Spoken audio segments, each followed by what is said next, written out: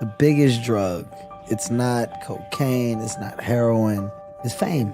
Anything you want. The word monsters, just for clarity, so people can understand. Of course, we're talking about the different levels to you, right? And within the levels that I've discovered in myself, of myself, you got your good versions and your bad versions. And the bad versions I refer to as monsters, but just because they're bad doesn't mean they don't have good quality. And when you're winning and you're succeeding, there's this idea that everything is right. There's this idea that perfection is now presenting itself and life moving forward is going to be just an easy road.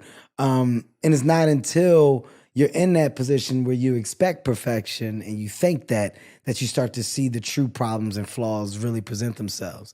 And my monsters have been masked and disguised in various different ways, but I've been able to pinpoint them throughout the years because some of those monsters grew, got stronger, developed. You're talking about the world of an ego, the idea of who you think you are versus what you are, or the idea of expectations and needs as to what you feel you need and what you have to have. That's a monster that's feeding that, right? That engine of, well, now that I'm making money, this is what I should have. This is how I should look. This is how I'm supposed to be. That's a monster that you're feeding because ultimately you're buying in to something that you're creating. You're enhancing this world of thought. And it's not till you sit down and you take a breather and you start to really figure out the true definition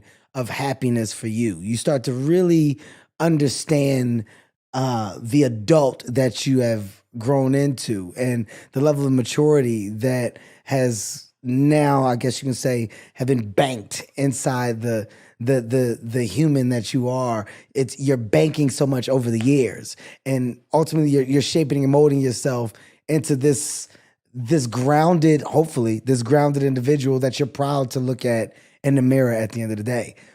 I had to I had to get to a place to where I was looking in the mirror and I was proud of what I was looking at. And I was okay with checking myself. I was okay with pointing out my flaws. I was okay with knowing what I do well and what I do wrong.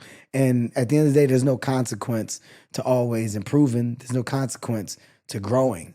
You're in a time now where people almost frown upon the world of growth. I embrace that. I embrace the world of correction. So the monsters and the world of how to tame them came from me understanding the different levels of monsters that have presented themselves to me over the years and me getting them to a point to where I put them in a place where I can control them. They're still there. They can rear their heads, but I can say, sit down. That's not necessary. That's not needed. And I can tell when one is trying to take me back to a place of old. But at the age 43, it's exciting to know that I've grown from so much, and the world of want is significantly different than what it once